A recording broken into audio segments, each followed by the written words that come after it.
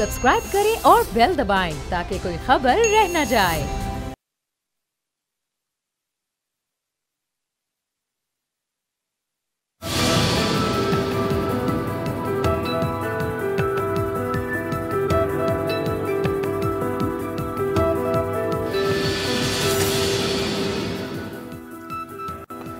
अस्सलाम वालेकुम व्यूअर्स, मैं हूं आपके साथ अमीर अब्बास और आप देख रहे हैं तब्दीली।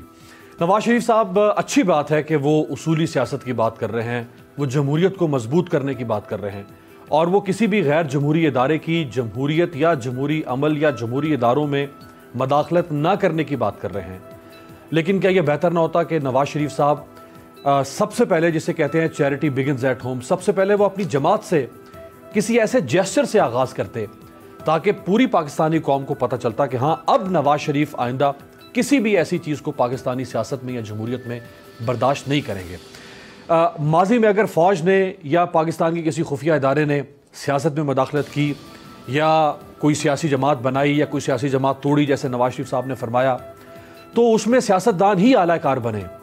और दिलचस्प बात यह है कि फिर वो सारे सियासतदान कमो बेशतर वो नवाज शरीफ साहब ही की सियासी जमात में आके उन्होंने अपनी आखिरी सियासी आरामगाह उसको समझा। क्या ही बेहतर होता कि आज नवाज शरीफ साहब फ़ौज और खुफिया इदारों के ख़िलाफ़ अलम बगावत बुलंद करते हुए या जुरत का अलम बुलंद करते हुए साथ साथ अपनी पार्टी के अंदर उन लोगों के ख़िलाफ़ भी बगावत का अलम बुलंद करते जो किंग्स पार्टी में माजी में हिस्सा रहे और जो फ़ौज और खुफिया इदारों का दम भरते थे और फिर वो नवाज शरीफ साहब की पार्टी में पहुंचे। ऐसे चंद लोग जल्दी से आपको बताते। खैर, अब उनमें से बहुत सारे लोग इस वक्त तहरीक इंसाफ में भी हैं, लेकिन चूंकि नवाज शरीफ साहब की उसूल पसंदी की बात हो रही है तो जल्दी से एक फहरिस्त दिखाएं जी। उमर अयूब खान साहब 2002 में थे कौफ लीग में, 2013 में शामिल हुए पाकिस्तान मुस्लिम लीग नवाज में। ताहिर इकबाल साहब 2002 में कौफ लीग में, 2013 में रुकन कौमी असम्बली मुस्लिम लीग नवाज। गुलाम रसूल साई साहब 2002 कौफ लीग, 2013 नून लीग। ये सारे रुकन कौमी असम्बली या सूबाई असम्बली मुंतखब हुए। आसिम नजीर साहब 2002 कौफ लीग, 2008 कौफ लीग, 2013 नून लीग। रजब अली बलोच साहब 2002 कौफ लीग, 2013 नून लीग।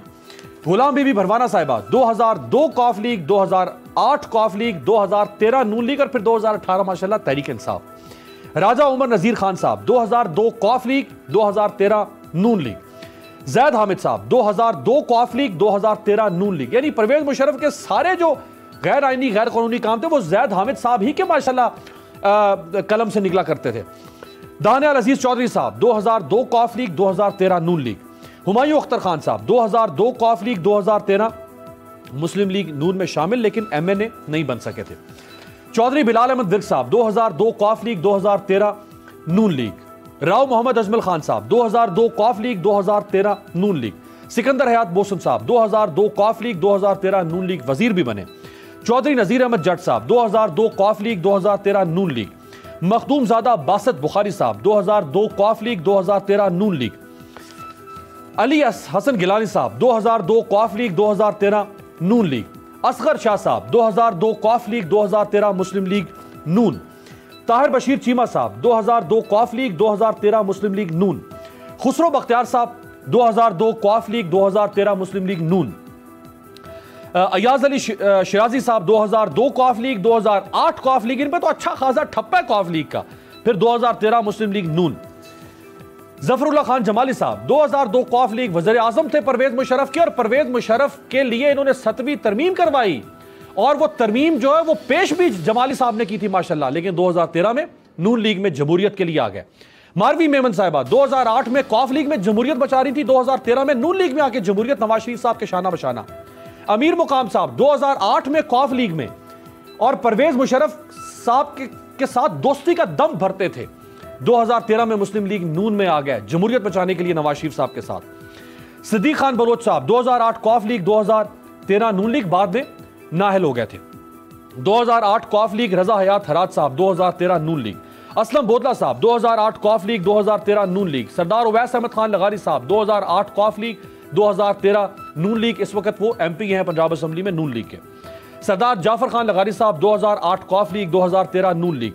रियाज हुसैन पीरजादा साहब 2008 कौफ लीग, 2013 नून लीग। शेख वकास अकरम साहब 2008 कौफ लीग, 2013 मुस्लिम लीग नून, लेकिन एमएनए वो 2013 में नहीं थे। ये एक अभी तवील फहरिस्त है, लेकिन सब लोगों का नाम आपके सामने रख नहीं सकते। क्या ही अच्छा होता कि नवाज शरीफ साहब पहले क्वाफ लीग जो किंग्स पार्टी थी, जिसको परवेज मुशर्रफ साहब ने बनाया, परवान चढ़ाया और क्वाफ लीग के जरिए से अपना इक़्तिदार कायम रखा, क्या ही बेहतर होता कि इन लोगों को लेते ही ना। लेकिन अगर ले लिया तो जब उसूल पसंदी पर आ गया नवाज शरीफ साहब, तो सबसे पहले तो इन लोगों को बाहर निकालते, ताकि आइंदा सियासतदानों को भी सबक मिलता कि हमने किसी गैर सियासी कुव्वत या गैर जमहूरी कुव्वत का आलाकार नहीं बनना है। मेरे साथ जो मोतबर शख्सियात मौजूद है, मोहसिन बेग साहब सीनियर सहाफ़ी हैं, तज्ज़िया निगार हैं, हमें कर रहे हैं स्काइप पे। सर आपका बहुत शुक्रिया। चौधरी जाफ़र इकबाल साहब, ऑनरेबल साबिक रुकन कौमी असम्बली, साबिक वफाकी वज़ीर, पाकिस्तान मुस्लिम लीग नवाज, शाहिद खाकान अब्बासी साहब की कैबिनेट में, आपका बहुत शुक्रिया। कामरान मुर्तज़ा साहब पाकिस्तान के सीनियर कानूनदान हैं और जमीयत उलमा इस्लाम फजल रहमान ग्रुप के साथ भी वाबस्ता हैं। कामरान साहब आपका बहुत शुक्रिया। जनरल रिटायर्ड एजाज हुसैन आवान साहब सियासी और दिफाई तज्ज़िया निगार हैं, हमें ज्वाइन कर रहे हैं स्काइप पे, वीडियो लिंक पे। जनरल साहब आपका भी बहुत शुक्रिया। तो जाफ़र साहब, सर आपसे आगाज़ करते हैं। बहुत अच्छी बात है, हम तो चाहते हैं कि पाकिस्तान में हमेशा हमेशा के लिए ये जो इंटरवेंशन है और जो गैर जमहूरी अमल है वो रुके, लेकिन उसके लिए कोई जेस्चर तो हमारी जमहूरी हुक्मरानों को भी या अशराफियों को भी देना पड़ेगा ना। बिस्मिल्लाहिर्रहमानिर्रहीम। बहुत शुक्रिया मेरे पास।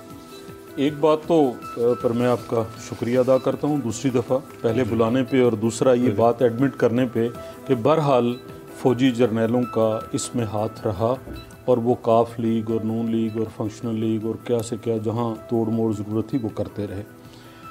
और इस बात में फिर ये तो नहीं कहा जा सकता कि ये अकेले नवाज़ शरीफ का बयानिया है, ये शायद हर पाकिस्तानी का बयानिया है कि जिसके पास भी वो क़ुव्वत आई, पाक फ़ौज की कमान ख़ासकर जिनके पास थी, अयूब खान साहब हों, ज़िया-उल हक साहब हों, परवेज़ मुशर्रफ साहब हों, या खान हों, सिकंदर मिर्ज़ा हों, तो उन्होंने ही ये किरदार अदा किया।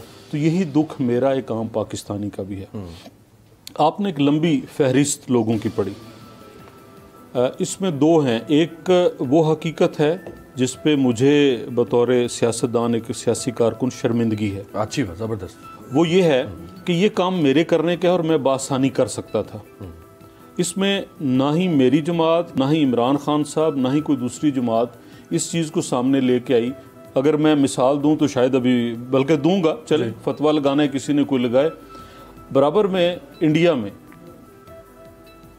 ये कानून कायदा है कि अगर एक अपनी जमात छोड़ के दूसरी, वो 5 साल तक उस पार्टी का ओहदेदार नहीं बन सकता। अच्छा, वो 5 साल तक वहाँ टिकट नहीं ले सकता। ये जो लोटो वाला जो चक्कर, जिसको जी लोटों वाला जबरदस्त कानून, जो रोज पार्टियां बदलते हैं। लेकिन मेरे मुल्क के अकाबरीन सियासत के, उसमें इमरान खान साहब मौजूदा वजीर आजम समेत साहब हैं। अभी हम 2000 होनी चाहिए वैसे कानून साजी जी होनी चाहिए, इसलिए बता रहा हूँ ना। 2013 के बाद इलेक्टोरल रिफॉर्म्स की कमेटी बनी, किसी जमात ने ये नहीं कहा फ्लोर क्रॉसिंग, जो पार्टी के ओहदेदार की बात नहीं मानेगा पार्टी से निकाल देंगे। ऐसा कोई काम हम कर दें तो हमारे ये जो स्याह धब्बे क्लेम के दाग बनते हैं उन लोगों के लिए जो सियासी नारे को अपना ईमान बनाते और समझते और बनाना चाहिए। अच्छा जाफर साहब, आपने कोई पार्टी तब्दील नहीं की, आप पहली दफ़ा इलेक्ट हुए, आप मुस्लिम लीग नून की टिकट पर इलेक्ट हुए और आपने एक पीपल्स पार्टी के बड़े बिग विग कमर जमान कायरा को हराया। इसका मतलब है कि इलेक्टेबल्स के बगैर भी तो हुकूमतें बन सकती हैं ना। अगर आप ये एक अलग इशू, इस पे ये एक अलग इशू है कि मेरा हल्का, उसके डायनेमिक्स क्या हैं और मेरी बरादरी का तो नजरिया जरूरत, इसका मतलब है आप लोगों नजरिया जरूरत दफन हो जाएगा ना। मीर अब्बास साहब, ये कानून कायदा बन जाएगा, फिर नजरिया जरूरत दफन हो जाएगा। फिर लोग पार्टी इलेक्शन से पहले नहीं चेंज करेंगे जब आपको टिकट नहीं मिलेगा, पाबंदी है।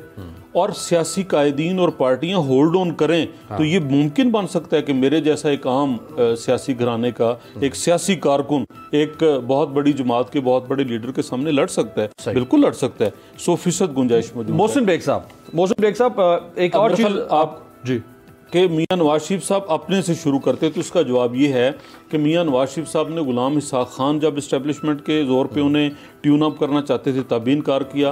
परवेज मुशर्रफ साहब ने, और वो बहस फिर जो जाएगी, बहुत दूर कहते रहे नवाज शरीफ साहब बेनजीर साहब, बहुत दूर जाएगी ना, बहुत दूर गिराने के लिए, बहुत दूर जाएगी। जाने दें, हम करेंगे। मेरे अंदर वो जुर्रत है खुल के बात करने की, दामन वक्त में गुंजाइश नहीं करना। परवेज मुशर्रफ साहब ने कहा और हुक्मन बावर्दी लोगों ने जाके प्राइम मिनिस्टर हाउस पे कब्जा किया, तो क्या वो नवाज शरीफ उनके सामने ये नहीं कहा था कि भाई ये मुल्क जो है जमहूरी इदारे चलाएंगे?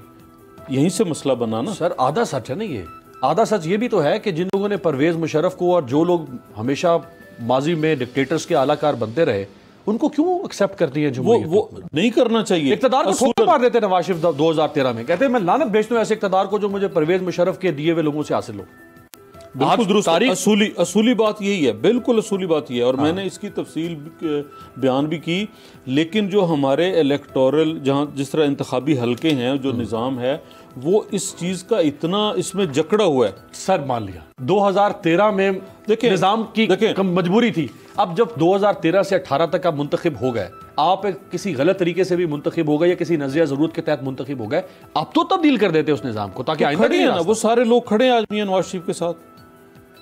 बहुत सारे जिनके ये आपने नाम लिए हैं वो आज भी मुस्लिम लीग नून में खड़े हैं, तो उनको निकालना चाहिए ना, सबसे साथ खड़े हैं। मियां साहब को निकालना चाहिए अगर वो इस बात पे मुत्फिक हैं कि उन्होंने कोई गलती की और आगे नहीं करनी, जब चाहे वो उनका कहा सुना माफ कर दे कौम। नहीं कहा सुना, देखें अगर जनाब वजीर आजम एक lieutenant general retired Asim Salim Bajwa साहब की एक छोटी सी वजह से मुतमिन हो सकते हैं कि भाई ये 99 कंपनीज कोई इशू नहीं है, ये 135 फ्रेंचाइज कोई इशू नहीं है, ये 11,000 US डॉलर से 60 बिलियन US डॉलर की कोई इशू नहीं है। 1 जून को आपको पता था आप जो है ऐसे PM बनना चाह रहे हैं, तो आपने अपने बीवी के नाम से चीज़ें हटा दी, तो कोई मसला नहीं है, वो मुतमिन हो सकते हैं।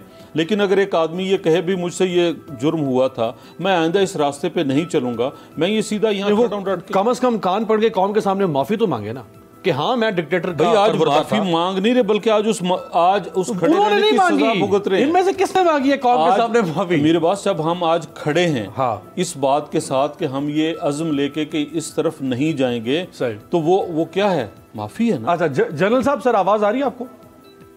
बिल्कुल आ रही है। जनरल साहब, ये जो आसिम सलीम बाजवा साहब का इन्होंने जिक्र कर दिया, मुस्लिम लीग नून, मरियम साहिबा, नवाज शरीफ साहब, अब मैं उनकी गुफ्तगू सुनवा नहीं सकता चूंकि पैमरा ने पाबंदी लगा दी है। वो जब मौका मिल रहा है वो आसिम सलीम बाजवा साहब, ये अब इमरान खान साहब कैसे चलेंगे? ये तो बार बार उनको आसिम सलीम बाजवा का कार्ड दिखाएंगे। तो ये अदालत में ले जाए ना आसिम सलीम बाजवा को, अदालत में जाकर चैलेंज कर देंगे मुख्तसर, और क्या इसमें वजाहत चाहिए?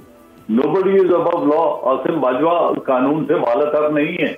अगर इनके पास शवाहिद हैं और ये जो बात कह रहे हैं इसको ले जाए जाके अदालत में और उनको चैलेंज कर दें और उनको तमाम शवाहिद अदालत के सामने रखेंगे, या वो बरी होंगे या मुजरिम ठहरेंगे।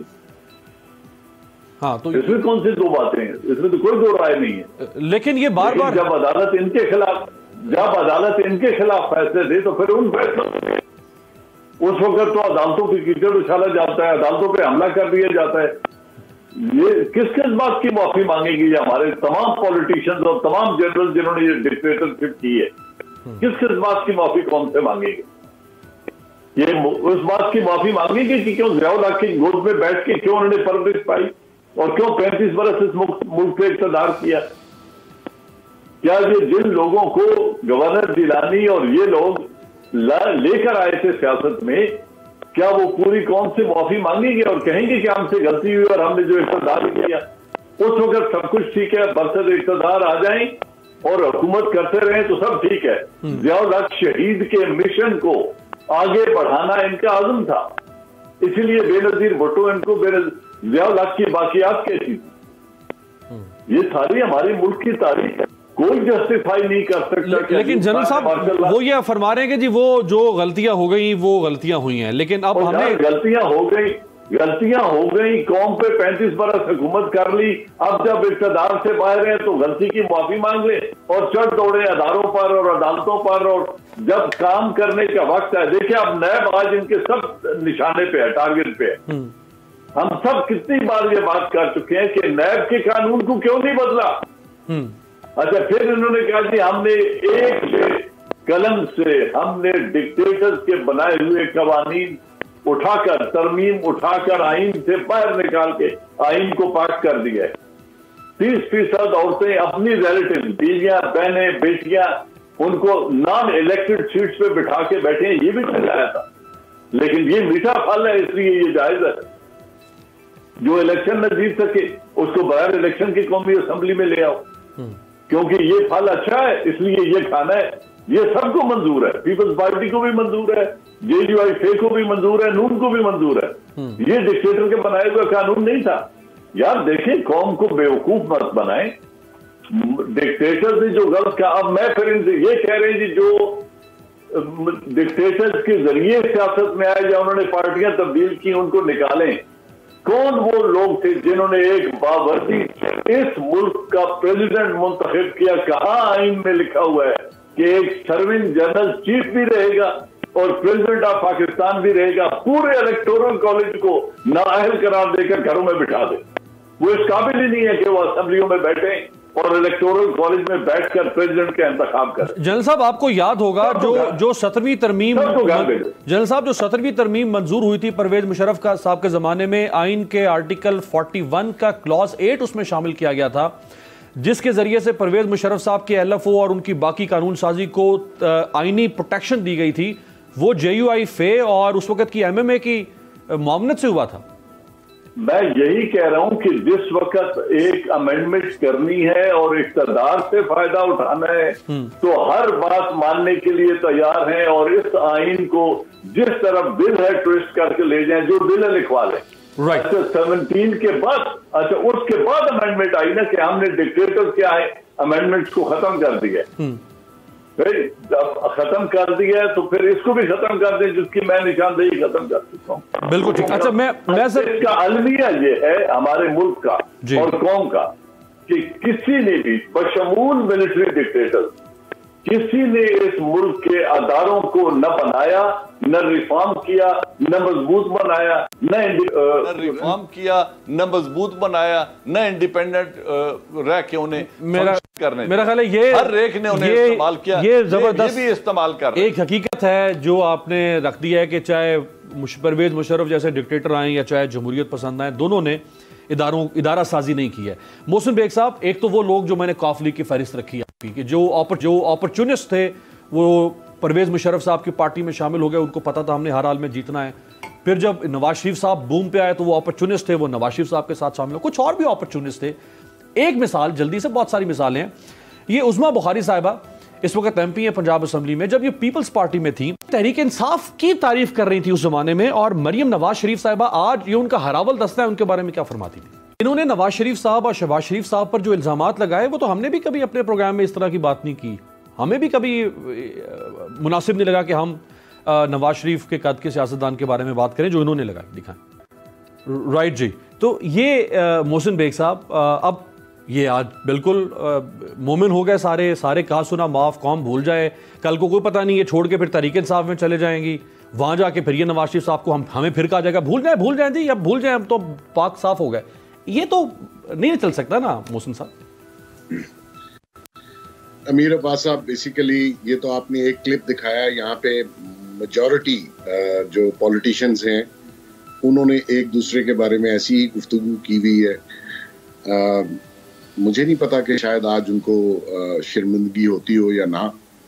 जो आज के हुक्मरान हैं उनको भी आप देख लीजिए, उन्होंने भी कुछ ऐसी ही हरकत की हुई है, उनके साथ भी जो लोग शामिल हैं उन्होंने भी ऐसी ही गुफ्तगू एक दूसरे के बारे में की हुई है। मकसद ये है कि पॉलिटिक्स जो है वो पाकिस्तान में बहुत उसमें गंद पड़ चुका हुआ है। पॉलिटिशियंस ने ये गंद खुद डाला है। जैसे मैं अभी जाफर साहब को सुन रहा था, जनरल साहब को सुन रहा था, बेसिकली मैं कहूँ जी इनका कसूर है या उनका कसूर है, बेसिकली ये जो भी जिसका भी कसूर था, लंबी कहानी है। मैं भी इतने अरसे से इसी प्रोफेशन में हूँ, कैपिटल में रहता हूँ, सब चीज़ें देखता हूँ। अफसोस ये है कि इसमें मुल्क का बहुत नुकसान हुआ। हम कहाँ से कहाँ पहुँच गए। आज भी लोग एक दूसरे के ऊपर, किसी को गद्दार ठहराया जा रहा है और किसी के ऊपर पूरी गवर्नमेंट लगी हुई है, अपोजिशन भी लगी हुई है। अब तो बल्कि लड़ाई जो है वो सैफरीकी हो गई, उसमें एक और अदारा भी शामिल हो गया, उसके भी कुछ 10 स्पोक्स पर्सन मैदान में आ गए हैं। तो मकसद ये देखना यह है कि आया इस मुल्क को आपने बचाना है, फ्यूचर में कहीं लेके जाना है कि इसी गंद में रहना है आपने, और इसमें मजीद गंद डला तो ये मुल्क मोतमिल नहीं हो सकेगा, ये सरवाइव कर सकेगा। आपकी ग्रोथ जैसे कि नून लीग छोड़ के गई थी 5.8, आज हम माइनस 0.2 पे हैं। आपने सारी सब्सिडीज खत्म कर दी, आपने सारा बोझ अवाम पे डाल दिया, रोज इंक्रीज प्राइसेस में, सैलरीज आप बढ़ा नहीं सके, फेटफ और IMF की कंडीशंस आप हमें रोज सुनाते हैं। मकसद ये कि आपने इस लड़ाई में ही रहना है या इस कौम जिन्होंने आपको वोट दिया, अपोजिशन को दिया या सरकार को दिया, आया उन बेचारों का क्या कसूर है? उनकी तो इनकम भी घट गई, उनके रोजगार खत्म हो गए, बिजनेसेस खत्म हो गए। अच्छा, उस तरफ कोई सोचता नहीं है। कहता कलामी की माजरत, चूंकि मैं चाह रहा हूं कामरान मुर्तजा साहब से भी एक कमेंट ले लूं, फिर ब्रेक से वापसी पे मजीद बात करेंगे। कामरान साहब, ये बहुत अच्छी बात है कि बड़ी पार्टीज जो इस वक्त 11 पीडीएम में शामिल हैं वो चाहती हैं कि अब once and for all chapter close हो, पाकिस्तान में जमहूरियत कायम व दायम रहे। कोई जेस्चर तो जमहूरियत पसंद लोग भी पेश करें ना कौम के सामने। हम एडमिट कर रहे हैं, हमने कभी भी जो है ना वो कभी ना कभी कोई ना कोई कसूर जरूर किया हुआ, और अगर हम ये कसूर न करते, हम अगर स्पेस ना देते तो फिर दूसरे अदारों को ये जगह ना मिलती है, वो जगह आके ना संभालते। ये कोई ना कोई हम में ऐसा नक्श रहा है कि जिसकी वजह से जो है ना वो दूसरों को रास्ता मिला है, या हम करप्ट थे, या हमारे किरदार में कोई कमी थी, तो कहीं ना कहीं पे जो है ना हमने रास्ता दिया है, जिस रास्ते को लिया गया है और उस रास्ते को लेके फिर यूज किया गया है, फिर हमने भी उनसे हाथ मिलाए हैं और हमने हाथ मिला के उनके साथ फिर हम चले हैं, फ़ायदे लिए हैं, ये इस बात को तस्लीम करना पड़ेगा। मगर अब सवाल इसके अलावा एक और सवाल पैदा हो जाता है कि क्या पाकिस्तान ने हमेशा इसी तरह से चलना है जिस तरह से हम चलाते रहे हैं, जिसके लिए हम सब कसूरवार हैं, जिसके लिए हम पॉलिटिशियन जो पॉलिटिकल वर्कर हैं वो कसूरवार हैं, जिसके लिए अदारे कसूरवार हैं, जिसके लिए डिक्टेटर फौजी हुक्मरान कसूरवार हैं, क्या इसी तरह से चलना है?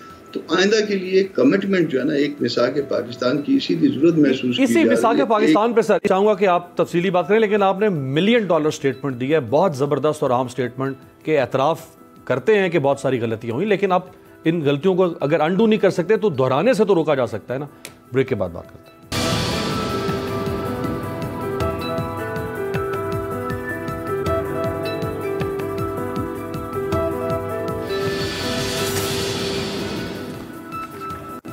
ब्रेक के बाद खुशामदीद। ब्रेक से पहले कामरान मुर्तज़ा साहब बहुत अहम बात कर रहे थे कि कहीं ना कहीं कुछ ऐसी गलतियां हुई, कोई ऐसा खलात छोड़ा गया जिसको जाहिर बात है जो गैर फितरी या जो गैर जमहूरी कुव्वतें थीं उन्होंने आके उसको पुर किया। तो कामरान साहब, ये जो मिसाक पाकिस्तान है, ये कल इसके बारे में सामने आया कि जी मिसाक पाकिस्तान अब एक बनाया जाएगा, तो ये इस मुआहदे में किस किस्म के नुकात हैं? कोई आइंदा का लाए अमल होगा? अभी तक नुकात तय तो नहीं हुए, मगर मेरा ख्याल है जो उसमें होना चाहिए, एक तो ये कि ट्रुथ कमीशन होना चाहिए कि जो मैंने गलतियां की हैं मैं वो मान लूँ कि ये इस 73 सालों में जो ना हमने यहाँ से जो ना एज ए पार्टी जो ना एज ए पार्टी या एज ए पॉलिटिशियन जो गलतियां हुई हैं, ये गलतियां उसको जो ना एक्सेप्ट कर लें, हम एडमिट कर लें, और उसके बाद जो है ना ये तय कर लें कि इसके बाद ना तो हम अदारों से हाथ मिलाएंगे और ना खुद कोई गलत काम करेंगे। जब तक हम गलत काम करेंगे फिर उसके बाद जो है ना ताकतवरों का सहारा हमको कब चाहिए होता है? जब हम गलत काम कर रहे होते हैं। और इस मुल्क में सब ने किसी न किसी वक्त में ताकतवरों का सहारा लिया है और उस सहारे के बल पे गलत काम हुए भी हैं, और इस बात को मान के और फिर उसके बाद माफ़ी मांग के कौम से कम से कम, अगर उसकी सज़ा नहीं है तो कम से कम माफ़ी मांग के जो है ना हमको आगे चलना होगा। अच्छा, ये जो कामरान साहब, अभी चूंकि आपका मिसाक पाकिस्तान अंडर कंस्ट्रक्शन है, तो ये जो जाफर साहब ने बड़ी अहम बात की पहले हिस्से में कि पार्टी बदलने के ऊपर 5 साल की पाबंदी हो कि जो पार्टी बदलेगा फिर वो 5 साल इलेक्शन नहीं लड़ेगा, इसको भी शामिल करें ना? इसको भी शामिल किया जा सकता है, मगर इसको साथ शामिल करने पे अब आर्टिकल 17 देखना पड़ेगा कि आर्टिकल 17 की उसमें कदरन तो उसमें नहीं आएगी। आर्टिकल 17 दस्तूर का जो है ना वो लामहदूद सियासी आज़ादी देता है, हालांकि उसमें वो जो जजमेंट आ गई थी अपना मियाँ साकिब साहब वाली, वो उसके ऊपर जो है ना वो इनके ऊपर नून वालों पे कदम नहीं लगाती थी। हम सारे उसको डिफेंड करते रहे कि नहीं ये गलत हुआ है, जजमेंट जो है ना वो मेरा ख्याल है कि उसकी रूह के मुताबिक नहीं है। स्टिल वो चूंकि वो फील्ड होल्ड कर रही है और मगर हम उससे इख्तिलाफ करते हैं। लेकिन फिर कामरान साहब, ये जो मुफाद परस्त एक डिबेट इसके ऊपर एक डिबेट जो हम ऐसा है कि कामरान साहब इसमें जो जी फरमाइए। हाँ, उसमें ऐसा है कि तकरीबन जो है ना इस मुल्क में ना 50 से 60 फैमिलीज हैं ये जो रिजल्ट को तब्दील करती हैं। ये अंग्रेज़ों के दौर से जो ना ये मामला चले आ रहे हैं और 50-60 फैमिलीज को जो है वो आप आइडेंटिफाई कर सकते हैं बड़े आसानी के साथ, और वो उन मखसूस हलकों में है जहाँ पे ये रिजल्ट जो है ना वो तब्दील हो सकता है। उसके ऊपर जो है ना वो एस्टेब्लिशमेंट की भी नज़र है, उसके ऊपर तमाम पोलिटिकल पार्टीज़ की भी नज़र है। अब होता ये है कि जब विसल बजती है तो ये 50-60 फैमिलीज जो है ना ये लाइन अप हो जाती हैं। जिस तरफ से लाइन अप होती हैं, जाहिर है वो छोटी पार्टीज की तरफ लाइन अप नहीं होती हैं, वो बड़ी पार्टियों में से 2-3 जो बड़ी पार्टियां हैं वहाँ कहीं पे जाके लाइन अप होती हैं और वहाँ पे रिजल्ट को चेंज कर देती हैं। और ये अब उनको देखना पड़ेगा, वो उनका माजी भी देखना पड़ेगा, उनका हाल भी देखना पड़ेगा। लेकिन आप समझते हैं कामरान साहब, आप समझते हैं कि जो इब्नुल वक्त किस्म के सियासतदान हैं, जो अपॉर्चुनिस्ट होते हैं, मफाद परस्त होते हैं, उनके सामने को बंद तो बांधना पड़ेगा ना? बिल्कुल। ये इसमें अब मिसाल के पाकिस्तान में या तो पार्टियां बंद बांधें और इसमें कॉन्स्टिट्यूशन में आर्टिकल 17 में अमेंडमेंट करें और किसी तरह से उनकी सियासी सरगर्मियों पे पाबंदियां लगाएं जो इसमें मामला को इधर से उधर कर देते हैं। कभी इस्टेब्लिशमेंट के हाथ चढ़े होते हैं, कभी एक पार्टी के हाथ में, कभी दूसरी पार्टी के हाथ में, और ये 50 फैमिलीज जो है ना ये रिजल्ट को चेंज कर रही हैं पूरे पाकिस्तान के। राइट। अच्छा, एक मुकदमा हुआ है जी कैप्टन सफदर साहब के खिलाफ, गद्दारी का एक मुकदमा हुआ है। उन्होंने 1 मिनट 2 जगह पे शायद दिया है, गुजरांवाला में भी और गुजरात में भी। तो जाफर साहब की मौजूदगी से फ़ायदा उठाते हुए जो गुजरात में स्टेटमेंट दिया, चूंकि जाफर साहब साथ तशरीफ रखते हैं तो वही स्टेटमेंट दिखाई जाए। मैं मीडिया को कहता हूं कि हर शहर में कोर कमांडरों के घरों के सामने धरना होगा, इसलिए कि ये सियासत में आ चुके हैं और सियासत में धरने हुआ करते हैं। मैं मीडिया को कहता हूं कि हर शहर में कोर कमांडरों के घरों के सामने धरना होगा, इसलिए कि ये सियासत में आ चुके हैं और सियासत में धरने हुआ करते हैं। जाफर साहब, ये आप साथ बैठे हुए हैं, आपने उनको रोका टोका नहीं कि मतलब पूरी फौज के खिलाफ ही? जी मैं बिल्कुल साथ बैठा हूँ। इस बात का पहले जवाब दूं और फिर कोई जनरल साहब जो कि एजाज साहब, अवान साहब ने जो जी अवान साहब जो दिफाई तज्जिया निगार हैं लेकिन सियासत पे बड़ी गहरी नज़र रखते हैं, उनके कुछ जो नुकात हैं उनके ऊपर भी बात करना चाहूँगा। इस क्लिप का पहला हिस्सा नहीं आपने चलाया, तफसील है उसमें, लेकिन असल में तफसील आनी चाहिए ना, तफसील आनी चाहिए। तफसील इसलिए मीर बात साहब आनी चाहिए कि जब मियां नवाज शरीफ साहब जीटी रोड पे चले थे ना, तब भी प्राइवेट नंबर से कॉलें आती थी। अच्छा। अब मैं रिकॉर्ड पे कह रहा हूँ, अच्छा, जब मैं पार्लिमानी सेक्रेटरी डिफेंस था तब भी मुझे उस नंबर से, खुफिया नंबर से कॉलें आती थी। उस पर कोई नंबर नहीं आ रहा होता और वो बंदा अपनी आइडेंटिटी भी नहीं बताता, लेकिन मेरा वो बहुत मुआवन और मेहरबान होता है। मुझे वो बताता है ख़तरात बहुत हैं, जीटी रोड पे जुलूस बड़ा है, 4 जो है ना वो बारूद वाली गाड़ियाँ गुजरात में दाखिल हो गई हैं और कुछ भी वहाँ पे हो सकता है। तो आपका भला कर रहे होंगे ना कि आप जी, वो भला ये कर रहा है कि डराना चाह रहा है, लेकिन मैं अफ़गानिस्तान के अंदर खुद पार्टिसिपेट जिहाद में करता रहा। बहुत सारे लोग उससे भागते होंगे लेकिन मैं करता रहा, तो मुझे तो वहाँ भी जान की परवाह। ये नवाज शरीफ साहब ने जब नाअहल होने के बाद लॉन्ग मार्च किया था, जब मियां नवाज शरीफ को अकामा की बुनियाद पर एक अदालत ने नजरिया ज़रूरत के तहत साकिब निसार साहब जो डैम फंड भी इकट्ठा करते रहे, जिनको व्हाट्सएप आती थी, जो व्हाट्सएप पे वो बनते थे, जिन्होंने एक मुतहद अदालत के ऊपर अपना सरबराह लगाया, उस सुप्रीम कोर्ट के जज की निगरानी में एक जज की वीडियोज़ बनती रही। मैं उस अदालती फैसले की बात कर रहा हूँ। एक तो एहतसाब अदालत ने नाअहल किया था और एक सुप्रीम कोर्ट में तो वो तो उस फाजिल बेंच है, उसमें जी बड़ा मूसा साहब थे, उसमें मौजूदा चीफ जस्टिस। मैं आम आदमी जो टैक्स देता हूँ, जिसके टैक्स की बुनियाद पे कोई जर्नल भी बनता है, कोई जज भी बनता है, कोई ब्यूरोक्रेट भी बनता है। आप वजाहत कर देना कि आप सिर्फ साकिब निसार साहब की बात कर रहे हैं। मैं जी उस फैसले की, अकामे वाले फैसले में साकिब निसार साहब की बात कर रहा हूँ, जो बाद में डैम फंड भी इकट्ठा करते रहे। वो डैम फंड भी मुझे नहीं मिला, वो कहाँ गया वो मुझे नहीं पता चला। उस वक्त डैम अशद ज़रूरी था। तो उसके बाद मियां साहब जब जीटी रोड पे निकले तब की ये बात कर रहा हूँ। अब इस मुल्क के अंदर कौन है जिसको ये इख्तियार हासिल है, जिनके पास वो फ़ोन है, जिनकी आइडेंटिटी नहीं, जो शुमाली इलाका जात की सैर भी करवाते हैं, मुल्तान में महकमा ज़राअत के गोदाम वो किसी के थे और वो MP के टिकट पे शेर पे इलेक्शन लड़ रहा था, उसकी भी फेंटी लगा देते हैं। वो सारी सेफ सिटी के कैमरे बंद हो जाते हैं। वो कौन लोग हैं? आप पार्लिमानी कमेटी बराए दिफा में थे उस वक्त? नहीं, मैं पार्लिमानी सेक्रेटरी डिफेंस था। हाँ। मैंने 3.5 साल अमीर बाद साहब दिफाई इदारों को पार्लिमान के अंदर रिप्रेजेंट किया। अगर पार्लिमानी सेक्रेटरी बराए दिफा को भी ये नहीं पता कि वो कौन लोग हैं, वो अपनी शनाख्त नहीं बताते ना भाई, शनाख्त नहीं बताते। अब आगे चलते हैं। सियासतदान बहुत बुरे हैं, सियासतदानों के ऊपर बहुत, कैप्टन सफदर साहब वाली आप वो बात करें ना उसका, तो कैप्टन साहब ने पहले ये कहा है कि अगर हमें जिस तरह से पिछले दिनों हुआ कि एक मीटिंग हुई, कहाँ पे हुई, जनरल बाजवा साहब की और फैज़ साहब की पार्लिमानी रहनुमाओं को, तो शेख रशीद साहब जो एजाज अवान साहब को पीछे छोड़ के फौज के तर्जमान बन जाते हैं। जाहिर बात है ये रिटायर हैं, तर्जमान तो इन्हें होना चाहिए। ये तो अपने दफाई एनालिसिस है, लेकिन ये मैं सियासतदान हूँ ना, मैं तर्जुमान तो आज पार्लियामेंट का मेंबर नहीं हूँ, लेकिन मैं सियासतदानों का तर्जुमान हूँ ना, मुझे कोई इसमें आर नहीं है। मैं कहूँगा मैं हूँ, क्यों नहीं हूँ। तो कैप्टन सफ्दर साहब ने उससे पहले ये सारी वजाहत की कि अगर इस तरह से किया जाएगा कि इदारे मुदाखलत करेंगे, हमारी गिरफ्तारियां हमें रोकने का, हमें ये सारे अमल से गुजारेंगे, तो फिर उसकी सूरत में ये होगा। लेकिन कोर कमांडर्स ने आपका क्या बिगाड़ा है? वो तो कह रहे हैं कोर कमांडर्स जो हैं वो सियासत में आते हैं, इसका तो नहीं आते सियासत में। अभी आप कह रहे थे कि जनरल ज़िया ने ये किया, वो तो कौन? जनरल ज़िया तो आर्मी चीफ था ना। जी, आर्मी चीफ के नीचे कोर कमांडर एक तो नहीं है, कोर कमांडर तो काफी ज्यादा है ना। अभी पिछले दिनों लेफ्टिनेंट जनरल रिटायर्ड गुलाम मुस्तफ़ा साहब कह रहे थे कि एक कोर कमांडर मीटिंग हुई, कोर कमांडर्स की मीटिंग, और उस वक्त के कोर कमांडर्स ने कहा कि ये नवाज शरीफ का कुछ करना पड़ेगा। लेफ्टिनेंट जनरल रिटायर्ड गुलाम मुस्तफ़ा साहब, जो शायद बंगाल में कैद हुए थे, वही वाले गुलाम मुस्तफ़ा साहब हैं। कैद क्यों हुए थे मुझे नहीं पता, शायद वो तो गोलियां खत्म हो गई थी 1970 के बाद, जब जारी बात है वहाँ बहुत सारे लोग कैद हुए थे ना। मतलब लड़े नहीं थे, जान नहीं दी थी, कैद हो गए थे। कैद होना मुनासिब समझा था। वो बैठे बता रहे थे कि जी कोर कमांडर कॉन्फ्रेंस में, ये आपकी उनकी वीडियो मौजूद है, वो भी चला दें, कि कोर कमांडर्स ने डिस्कस किया कि नवाज शरीफ का कुछ करना पड़ेगा। अवाम वोट दे के मुंतखब करते हैं, पाकिस्तान के आइन के तहत इलेक्शन लड़ते हैं, उनके नॉमिनेशन पेपर एक्सेप्ट किए जाते हैं। एक सियासतदान के अंदर सारी बुराइयां हैं। जाफर साहब, इसका मतलब तो ये है कि फिर जो भी इदारा काम नहीं कर रहा, पाकिस्तान के अवाम उठे, वो थाने का भी घेराव कर दें, पाकिस्तान के अवाम उठे, अदालतें भी इंसाफ नहीं दे रही, वो अदालतों का भी। साहब 2014 में क्या हुआ? असेंबली काम कर रही थी, सेनेट काम कर रहा था, हुकूमत बेहतरी की तरफ जा रही थी, चाइना आपके पास चल के आने को तैयार था, लेकिन कुछ लोगों का ख्याल था कि नहीं मामला ठीक चल रहे, तो पार्लियामान को क्या यरमगाल नहीं बनाया गया? सबसे मुकद्दस इदारा है, तो काम कर रही थी, वो लोग बाहर बैठे हुए थे, पार्लियामेंट आप लोगों का इजलास होता था, जंगला खोल के, पेज खोल के पार्लियामेंट तो इमारत में इजलास होते थे, आप लोग जाते थे? जी, वो तो हम जाते थे, हमने जाना था ना, क्यों नहीं जाना था? तो यरगमाल लेकिन बाहर लाके बिठा दिया।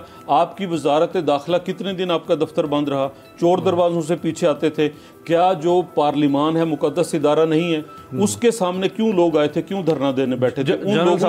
उन लोगों को ये ख्याल था कि हम ठीक काम नहीं कर रहे, लिहाजा वो हमारे दरवाजे पे आ गए। 2-3 चीज़ें जनरल साहब ने कही मुख्तसरन। 35 साल नवाज शरीफ 35 साल इक़्तिदार में नहीं रहा, जर्नैल 35 साल से ज़्यादा रहे हैं। फिर उन्होंने कहा जी इदारों और अदालतों का, जब इदारे और अदालतें मेरे जो मैंने उन्हें हकूक़ दिए हैं उससे बढ़ के वो काम करेंगे तो मुझे रोकना पड़ेगा, मुझे कहना पड़ेगा उनसे। अच्छा, चेयरमैन नैब की बात हुई, जब से उनकी वो वीडियो आई है वो किसी के हाथ में यरमगाल हैं, वो रिमोट कंट्रोल के जरिए चल रहे हैं। उनको लेफ्टिनेंट जनरल आसिम बाजवा नहीं नजर आते। तो आज अपने कायद से भी ज्यादा lieutenant general retired Asim Bajwa chairman NAB को नजर नहीं आता, सोशल मीडिया नजर नहीं आता। जनरल साहब ने देखें, मैंने कंडेम किया सियासतदानों को, जनरल साहब ने एक लफ्ज नहीं कहा कि उसने खाकी वर्दी को लाज लगाई है। उन्होंने कहा है कि माजी में फौजियों ने आसिम बाजवा के बारे में उन्होंने कहा जी अदालत चले जाएं, ये तो उनकी मजम्मत पे नहीं करते, मैं मजम्मत करता हूँ सियासतदानों की। अच्छा जनरल साहब सर, एक तो जो इन्होंने फरमाया उस पर आप कमेंट करते हैं, दूसरा ये जो कैप्टन सफदर साहब ने बात की है, ये मुनासिब है सर? ये मतलब आप इस तरह ऑल आउट वॉर पे, मुकम्मल जंग आप ऐलाने जंग, इन्होंने बहुत सारी बेमानी बातें की हैं। देखें, जाफर इकबाल साहब ने बहुत सारी गैर जरूरी बातें की हैं, लेकिन मैं अब देखें मेरी एको मुझे वापस आ रही है, प्लीज इसको ठीक करें ताकि मैं बात के जवाब दे सकूं। जी आप गुफ्तगू जारी रखें, इसी दौरान उसको हम ठीक कर रहे हैं। हाँ, अभी मुझे आप सुन सकते हैं? जी ओके। देखें, इन्होंने बातें की गैर जरूरी कुछ।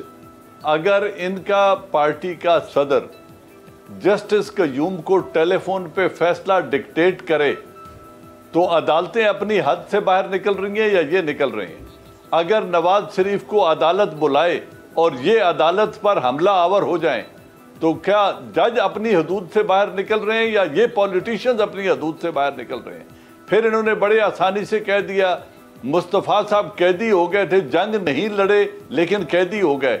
ये 71 बार में कितनी उम्र थी जाफर साहब आपकी? 1 साल जी। जवाब देना। 1 साल जी, मैं जवाब दे रहा हूँ जनरल साहब, मैं जवाब देने वाला भी हूँ, जवाब लेने वाला भी हूँ। मेरी उम्र 1 साल थी। 70 की पैदाइश है सर आप? और 1 साल की। अच्छा, जी। बात यह है कि ये अफगानिस्तान में तो बड़े फख्र से कह रहे हैं मैं जंग लड़ने पहुंच गया था। मुझे किसकी फख्र जंग लड़ने गए थे? कश्मीर में कितनी दफा जंग लड़ने गए हैं? सियाचिन पे कितनी दफा जंग लड़ने गए? जनरल साहब मैं वजाहत कर दूं तो फजूल मैं बातों का कोई कश्मीर जवाब में नहीं है। मैं कश्मीर में क्वालिफाई नहीं कर सका था हाइकिंग की वजह से। जो कश्मीरी मुजाहिदीन थे मैं उनका सासा था, मैं उनका साथी था। मैं आज भी कह रहा हूं और कश्मीर का मैं आज भी कहता हूं कि जिहाद इलाज है। मैं मुकरा नहीं हूं कि मेरा नारा हो कि जिहाद फी सबिलिल्लाह और मैं कहूं वजीर आजम इमरान खान कि क्या मैं जंग छेड़ दूं। हाँ, हम लड़ते रहे हैं, मेरे साथी कश्मीर में शहीद हुए हैं, मैं कश्मीरी मुजाहिदीन का खादिम रहा हूं। ये है, देखिए मैं इमरान खान का वकील नहीं हूं, मैं इमरान खान के वकील बहुत सारे थे, अब नहीं रहे। मिनिस्टर इमरान खान जनरल साहब बहुत सारे वकील थे इमरान खान के, आज नहीं रहे। बात करनी है, आप उनसे बात करें। जी जनरल साहब, मैं अभी आपसे जो बात कर रहा हूं, जो बात आप कह रहे हैं, हम उस इशू को लें जो अभी कामरान साहब ने कहा कि को छोड़ दें, पॉलिटिशियंस ने भी की हैं, ब्लंडर छोड़ दें, वो बच्चे नहीं हैं। डीएचए की बात करें, डिफेंस हाउसिंग अथॉरिटी की, पापा जॉन्स पिज्जा की बात करें, वो कोर कमांडर लाहौर साहब का जिन्होंने 2 अरब की प्री बालकनी की थी उसकी बात कर लें। कौन सी बात करें, कैसी बात आप कह रहे हैं? चले उनको कमेंट तो करने देना जनरल साहब। मैं आपको देखिए जाफर साहब, don't try to be personal, don't try to be personal. Aamir Abbas regulate this man, otherwise फिर बात। जनरल साहब आपने मुझसे सवाल किया तो मैंने जवाब दिया। उन्होंने तो आपसे एज के बारे में पूछा था, आप मुझे मुखातिब हुए, आपने मुझसे पूछा, मेरी उम्र पूछी, आपने जिहाद कश्मीर का पूछा। अब जब मैं पूछता हूं तो आप नाराज होते हैं। चले मैं आप कैसे का बात सुनो जाफर खान, बात सुने। जी सुनाइए। आप नहीं, आप मेरी बात सुन ले जाफर साहब। आपने मुझे कहा कि जी ये जनरल हैं और सियासत पे गहरी नजर रखते हैं। क्या रिटायर्ड जनरल आपकी पार्टी में एमएनए और सेनेटर्स बन के नहीं बैठे हैं? बिल्कुल बैठे हैं। क्या इस मुल्क का आईन 2 साल के बाद मुझे सियासत में हिस्सा लेने की इजाजत नहीं देता है? बिल्कुल देता है। अगर वो देता है तो आप कौन होते हैं रोकने वाले? मैं तो नहीं कहा, कमेंट कर सकते हैं, वो फिर कमेंट कर सकते हैं ना। फिर आप कौन है नहीं रोका? मैंने तो आपकी तारीफ की है कि आपकी गहरी नजर है सियासत पे। बहुत सारे जर्नैल होंगे जो मईशत पे नजर रखते हैं, बहुत सारे जर्नैल होंगे जो दिफा पे नजर रखते हैं। मैंने आपको कॉम्प्लीमेंट किया जनरल साहब, आप बुरा मान गए। चले कमेंट्स लेके चले, क्या आप करवा जी जनरल साहब बात सुन लें। बात ये हो रही है कि what is the way forward. अगर इस वक्त पॉलिटिशियंस के घरों में भी उनकी जाती कंडक्ट की बात कर रहा हूं, घरों की नहीं, पॉलिटिक्स के एतबार से कह रहा हूं, बहुत गंद किया है। आर्मी ने भी इन्वॉल्वमेंट की है, जर्नैलों से ज्यादा नहीं किया। नहीं, अब देखिए ना, ये तो फिर आप कह रहे हैं कि ज्यादा किसने किया है। वो तो एतराफ कर रहे हैं, अच्छी बात है। वो कह रहे हैं कि हाँ जर्नैलों से भी गलती हुई, आप कह रहे हैं उन्होंने ज्यादा किया, फिर एक और ज्यादा कम की बात नहीं है। जुर्म, बात सुनो इकबाल खान, जुर्म होता है, छोटा या बड़ा नहीं होता। अदालत पर, सुप्रीम कोर्ट पर हमला आवर होना जुर्म है, और वो इतना ही बड़ा जुर्म है जिस तरह पार्लियामेंट में घुस जाना जुर्म है। ये मत कहें कि सुप्रीम कोर्ट पे हमला तो जायज है लेकिन आईन को तोड़ना जायज नहीं है। मैं दोनों नाजायज हैं और दोनों काबिल सजा जुर्म हैं। बात यह है कि इस मुल्क के अदारों को खिलवाड़ बनाया गया जिसमें आप पॉलिटिशियन शामिल रहे, जर्नैलों ने। मैं ये नहीं कह रहा हूं कि सियासत में आर्मी ने मुदाखलत नहीं की, उन्होंने, और यार जर्नैल हो या आर्मी हो, आप लोग क्यों अभी उसमें लपेटने की कोशिश कर रहे हो? ना, जर्नैलों ने मुदाखलत की और आप लोग उनके आलाएकार बने। अब आप ये अपनी बात तो माने ना, आप आलाएकार सारा नजला आप गिरा रहे हैं। मेरे पास जिसके पास ताकत होती है, जिसके पास, मैं एक आम आदमी है, मेरे पास वो फोन नहीं है प्राइवेट नंबर वाला, मेरे पास उतने वसाइल नहीं है जितने जर्नैलों के पास होते हैं, जितने परवेज मुशर्रफ डिक्टेटर के पास थे, मेरे पास वो नहीं है। चले मोहसिन बेग साहब से मैं जरा थोड़ा सीज फायर करवा दूं। मोहसिन बेग साहब से कमेंट ले लो जनरल साहब, आपकी इजाजत से, ताकि मोहसिन बेग साहब ये जो मिसाक पाकिस्तान की बात की है कामरान मुर्तजा साहब ने, और जो ऐसी फजूल बातचीत का कोई अंजाम नहीं होता। जो मोहसिन बेग साहब, जो जनरल साहब ने भी फरमाया कि जी हमसे भी गलतियां हुई हैं, सियासतदानों से भी गलतियां हुई हैं। कामरान मुर्तजा साहब ने कहा कि जी मिसाक पाकिस्तान होना चाहिए जिसमें आइंदा के लिए चीज़ें जो हैं वो ठीक करने के ऊपर बात की जाए। तो वे फॉरवर्ड यही है या इसके अलावा भी कोई वे फॉरवर्ड हो सकता है? देखिए अमीर अब्बास, मैंने पहले भी कहा, मैं दोनों दोस्तों की बात भी सुन रहा था। बेसिकली अगर आप एक दूसरे पे ब्लेम गेम करते रहेंगे, मैंने आपको पहले ही कहा है कि मुल्क का बहुत नुकसान हो गया। ये 22, 23, 24 करोड़ लोग हैं यहाँ पे। खुदा के लिए होश के नाखून लें सब लोग। इसका वे फॉरवर्ड बहुत जरूरी है। आपको कहीं ना कहीं बैठ के एक चीज वंस फॉर ऑल सेट करनी पड़ेगी, पॉलिटिशियंस को भी और जो हमारे रियासती अदारे हैं उनको भी। देखें, आने वाले दिनों में अगर जिस तरीके से गवर्नमेंट लगी हुई है, जिस तरीके से अपोजिशन लगी हुई है, मुझे तो खतरा ये है कि खुदा ना खास्ता हम कहीं खाना जंगी की तरफ ना चले जाएं। ये हालात, माशी हालात बहुत खराब हैं। अगर आपने पॉलिटिकल अनस्टेबिलिटी लिया है इस मुल्क में, जो कि आने वाली है मेरे ख्याल में, और आने वाले दिनों में अगर हालात बिगड़ गए तो ये हालात किसी के काबू में नहीं रहेंगे। ये मैं आपको लिख के देता हूँ। लिहाजा ब्लेम गेम छोड़ दें। अगर ये मिसाक पाकिस्तान करते हैं, उसमें रियासती इदारों को भी शामिल किया जाए और सारे मिल के एक ऐड कर लें कि हमने आगे इस मुल्क को नई नस्ल के लिए कुछ छोड़ के जाना है। देखिए, मुल्क अफगानिस्तान भी है, मुल्क इराक भी है, पर रहने के काबिल नहीं है। अगर तो आपने इस स्टेज पे इसको लेके जाना है तो फिर बिस्मिल्लाह, मेरे ख्याल में ले जाने की जरूरत नहीं है। जिस डायरेक्शन में ये सारे जा रहे हैं, end of the day will reach there. और जब वो हालात खराब होंगे, ऐसा नहीं होगा कि मैं बच जाऊंगा और साथ वाले सब मारे जाएंगे, या जनरल्स बच जाएंगे तो आवाम मारी जाएगी, या बड़े बड़े सियासतदान बच जाएंगे तो वर्कर मारे। ये हालात खराब हुए तो मीर अब्बास कोई भी नहीं बचेगा। ये इनको समझ नहीं आ रही। ये बहुत आम बात की है। कामरान साहब, ये जो मोहसिन बेग साहब ने बात की है, ये है अकल की बात। ये जो कि अगर मुल्क को आगे लेकर जाना है तो फिर ट्रूथ एंड रिकंसिलिएशन कमीशन बनाना पड़ेगा, एतराफ करना पड़ेगा सबको अपनी गलतियों का, क्योंकि 22 करोड़ आवाम का साथ दे रहे हैं। जनरल साहब, मैं शुक्रिया अदा करता हूं, आप नवाज शरीफ के बयानिए का साथ दे रहे हैं। प्रोग्राम के आखिर में जरा यह है कि इत्तेफाक हो गया है जनरल साहब में और जाफर साहब में। मैं किसी ऐसे शख्स के बयानिए का साथ नहीं दे रहा जो मुल्क से भाग के प्रॉपर्टीज बाहर बनाए और ना अदालत को जवाब दे, ना कौम को जवाब। की बात कर रहे हैं, मैं इत्तेफाक करवा रहा हूं, आपने फिर परवेज मुशर्रफ की बात कर रहे हैं, एक अकल की, परवेज मुशर्रफ की आप बात कर रहे हैं जो दुबई में तशरीफ रखते हैं। बुलाए ना, उनको भी बुलाएं। किसने कहा वो नहीं आएंगे? जनरल रहील ने कहा था, वो खुद कहते हैं। बुलाओ ना। मुशर्रफ ने खुद कहा कि मुझे आर्मी चीफ ने बाहर भिजवाया था। जाफर साहब, देखिए आपको लोग सुन रहे हैं। अगर हमने, मैं तो रिक्वेस्ट करूंगा दोनों से, दोनों मेरे बात दोस्त हैं, हमने अवाम को होप देनी है। हमने नई नस्ल को एक पाकिस्तान देके जाना है। हमसे जो कुछ हुआ इसमें, देखिए ये बहुत लंबी बहस है। उसने क्या किया, मैंने क्या किया, उन्होंने क्या किया, ये एंडलेस बहस है। मकसद ये है कि अगर, देखिए अभी भी मैं समझता हूँ कि मॉडरेट जो कुफ्ते हैं या मॉडरेट जो पार्टीज हैं, उनको बिल्कुल कॉर्नर और उनको बिल्कुल खत्म नहीं करना चाहिए। उनको साथ लेके चले। हाँ, उनका अगर कोई केसेस हैं करप्शन के माजी में, ये वो अपनी जगह हैं, बिल्कुल। लेकिन अच्छा, अगर आपने यही जो बात आपने फरमाई मोहसिन बेग साहब, सबको साथ बिठाएं, उस पे जनरल साहब ने भी इत्तेफाक किया है। कामरान मुर्तजा साहब, अब अगर ऐसा कोई मिसाक पाकिस्तान जब आप फॉर्मुलेट कर लेते हैं उसके सारे नुकात, तो बेहतर मैं भी यही बात कह रहा था। उससे पहले जो मैं सर कामरान साहब से एक कमेंट ले लूं, फिर मैं आपके पास आता हूं। लोग अपने मफाद की खातिर तमाम अदारों को कंट्रोवर्शियल न बनाएं।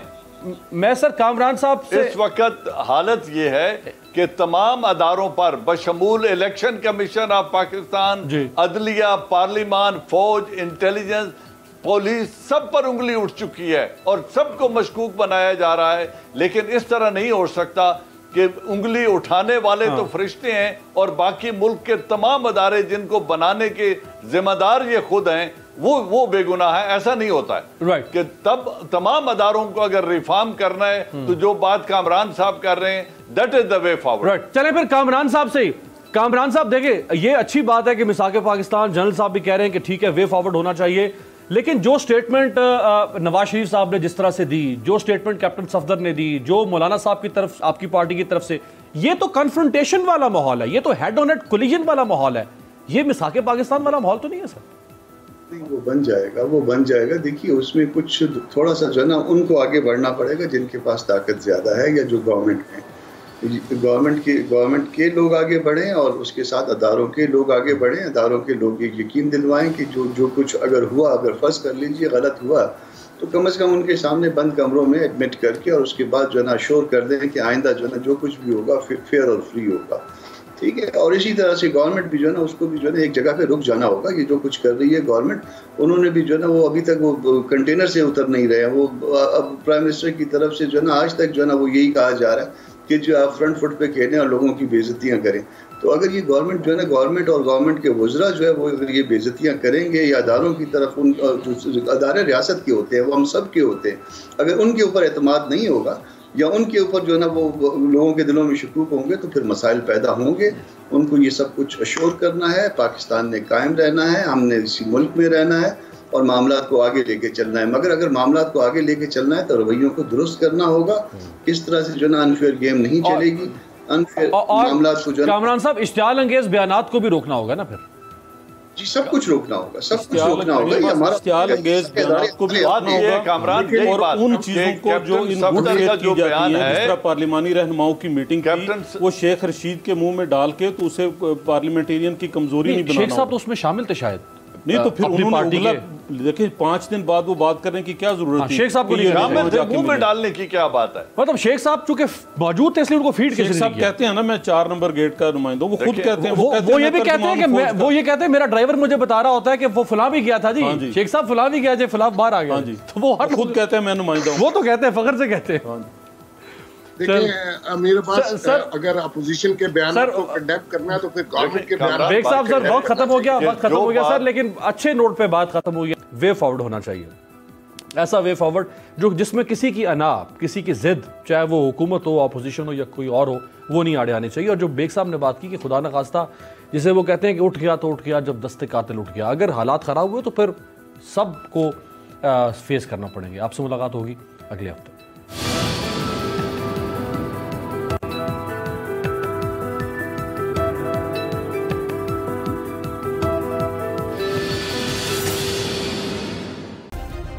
सब्सक्राइब करें और बेल दबाएं ताकि कोई खबर रह न जाए।